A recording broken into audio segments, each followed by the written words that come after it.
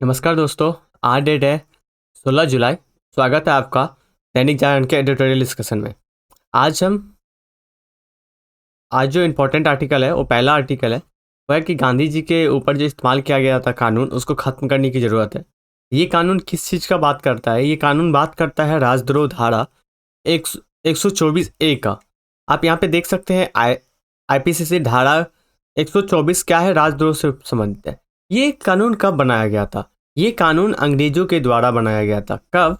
जब आज़ादी की संघर्ष चल रही थी हमारे देशों में, तो ये आज़ादी की आवाज़ को दबाने के लिए इस राजद्रोह कानून को बनाया गया था। लेकिन आज़ादी के 75 साल बाद अभी भी ये कानून लागू है, अभी भी कानून के द्वारा केस किया जा रहा है, सारी चीज़ें हो रही है। तो दिल्ली हाई कोर्ट का और सुप्रीम कोर्ट का कहना है कि इस कानून को अब ख़त्म करने की ज़रूरत है। क्यों? क्योंकि आप इस कानून में जो जो प्रक्रिया है, देखिए, इस एडिटोरियल डिस्कशन हमने किया था एक दिन, ठीक है, 2-3 दिन पहले ही मैंने एडिटोरियल डिस्कशन किया था।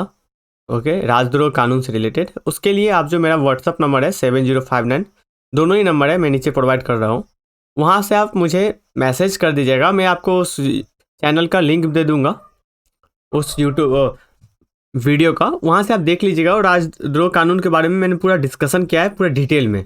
ओके, तो ये आर्टिकल वही कह रहा है कि इस कानून का क्या प्रावधान है। ये जो राजद्रोह कानून है, जो जिस टाइम में हमारा आज़ादी की बात चल रही है, हमारी बात को दबाने के लिए इस कानून को बनाया गया, तो वही कानून हमारे आज़ाद भारत में अभी तक लागू है। ऐसा क्यों? क्यों ना इसको हमें ख़त्म कर देना चाहिए। क्यों? ख़त्म करने से क्या क्या लाभ होगा, सरकार इसका मिसयूज कैसे करती है, ये सारी चीज़ें हम एडिटोरियल डिस्कशन में कवर किया है। वहाँ से आप करिए, मैं आपको भेज दूंगा वीडियो का लिंक। नेक्स्ट आर्टिकल इस पेज में नहीं है, इस पेज में भी है। ये हमने चालू किया था initiative, mains answer writing initiative, और कॉपी चेक करने के लिए। मैंने आपको बताया था कि 10 स्टूडेंट का मैंने टारगेट रखा है।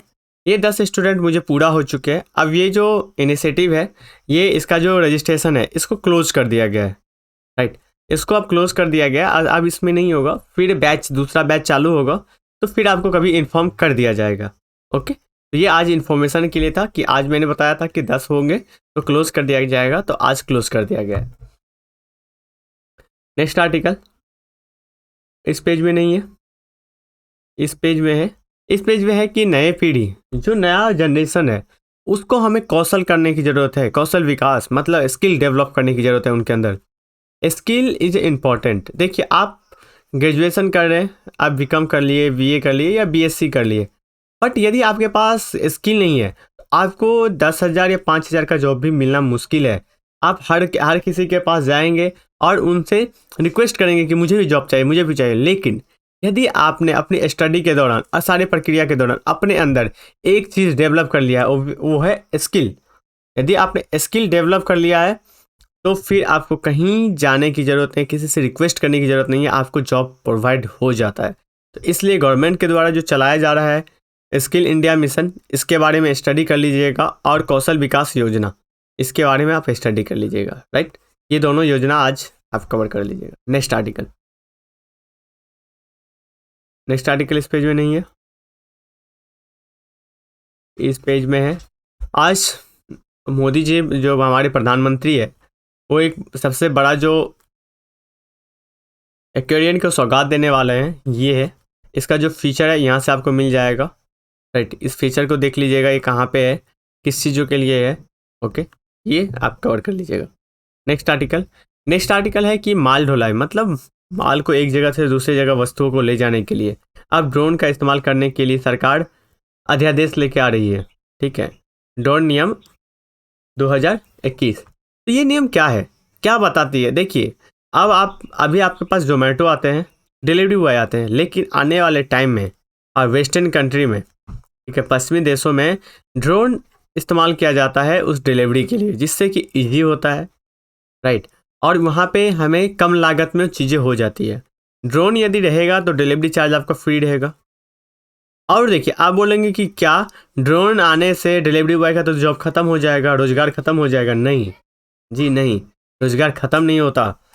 टेक्नोलॉजी आने से रोजगार बढ़ती है, लेकिन स्किल लेबर वर्क के रोजगार बढ़ते हैं। मैंने क्या बताया ऊपर कि स्किल आपके पास आने चाहिए। अब ये जो ड्रोन रहेगा इसका भी इस्तेमाल करने वाला एक रहेगा, इसको भी कोऑर्डिनेट किया जाएगा, राइट। इसकी रिपेयरिंग भी होगी, ओके। यदि ये खराब होता है तो इसका रिपेयरिंग भी होगा, इसका मैन्युफैक्चरिंग भी बढ़ेगा, वहाँ पे भी रोजगार जनरेट होगा।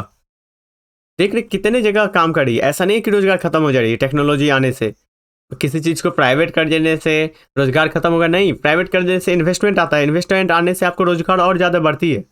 एक बात है कि सरकारी नौकरी खत्म हो जाएगी, सरकारी नौकरी की संख्या कम हो गई, लेकिन रोजगार नहीं खत्म होगी, रोजगार आपके पास बना रहेगा, ओके। तो इसको देख लीजिएगा। नेक्स्ट आर्टिकल, नेक्स्ट आर्टिकल इस पेज पे नहीं है, इस पेज पे भी नहीं है। इकोनॉमी में अभी भी डिमांड की समस्या बनी हुई है, ये आरबीआई का कहना है।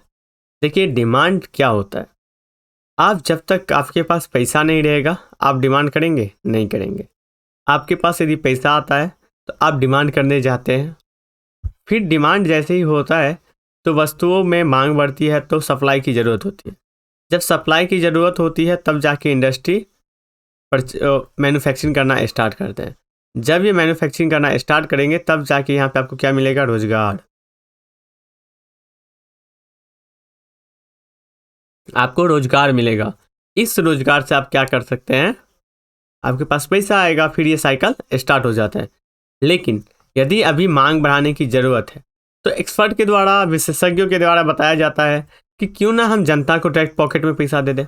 गवर्नमेंट ने अभी जितना भी पैकेज लाए हैं गवर्नमेंट ने पूरा कोशिश किए हैं, लेकिन गवर्नमेंट डायरेक्ट रूप से जनता को पैसा देने के हक में नहीं है। वो बता रहे हैं कि मैं जनता को पैसा नहीं दूंगा, लेकिन बहुत सारे एक्सपर्ट का कहना है, उसका भी कारण है क्यों नहीं देना चाहती है, उसका भी ट्रू फॉल्स है।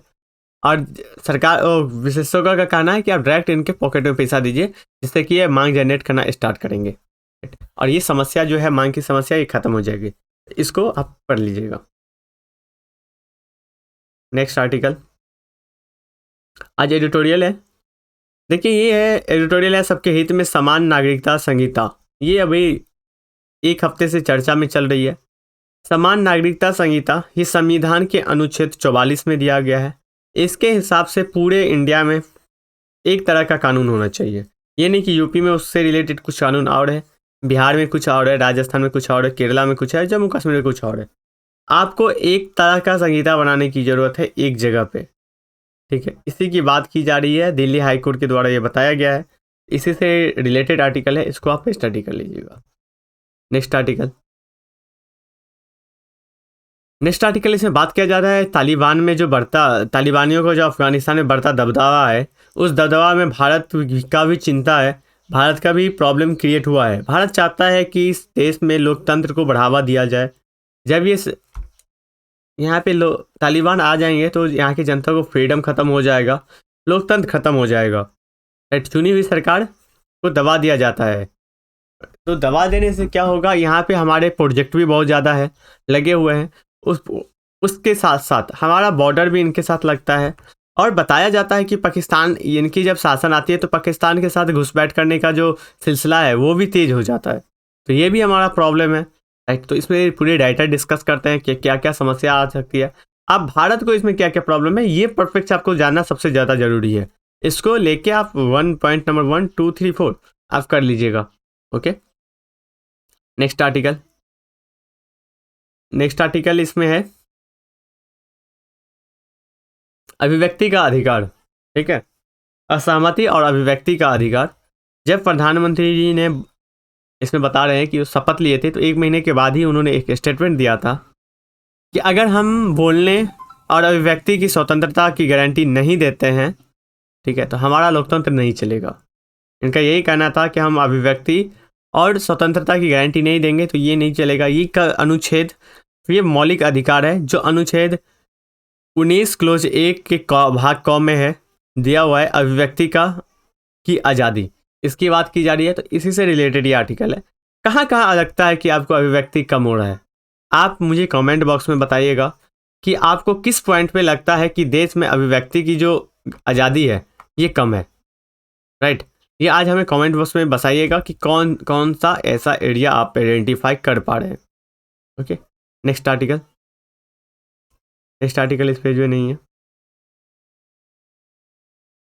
नेक्स्ट आर्टिकल इस पेज में है कि भारत सुरक्षा परिषद का अस्थायी सदस्य बनने के लिए पूरा अधिकार रखता है, उसी से रिलेटेड है। लेकिन यहाँ पे हमारा जो सबसे बड़ी चुनौती है वो चीन है। चीन इसका विरोध कर देता है, राइट। तो उसी से लेके है कि भारत जो है सुरक्षा परिषद का सदस्य बनने के लिए अस्थायी है। सारे इनके पास पोटेंशियल है, सारे इनके पास ताकतें हैं, आपको क्या करना है। Next article. नेक्स्ट आर्टिकल इस पेज में नहीं है, इस पेज में भी नहीं है। तो आज के लिए इतना ही इंपॉर्टेंट आर्टिकल था। तो मैंने आपको बताया था स्टार्ट में कि मैं आपको नंबर प्रोवाइड करूंगा। ये दोनों नंबर है, इस दोनों में से आप किसी नंबर पे व्हाट्सअप कर सकते हैं या फिर आप कॉल कर सकते हैं। आपको कोई भी जानकारी दूसरा भी चाहे तो मिल सकता है। और यदि आपने राजद्रोह वाला जो एडिटोरियल है, डिस्कशन है जो हिंदू में होता है, उसको आप यहाँ पे मुझे मैसेज करिएगा। मैं आपको ग्रुप का चैनल, आपको वीडियो का लिंक दे दूंगा, वहाँ से आप कवर कर लीजिएगा। 5 से मिनट का वीडियो है, वहाँ से सारा परफेक्ट आपको कवर हो जाएगा। ओके, तो आज के लिए इतना ही। Thank you so much.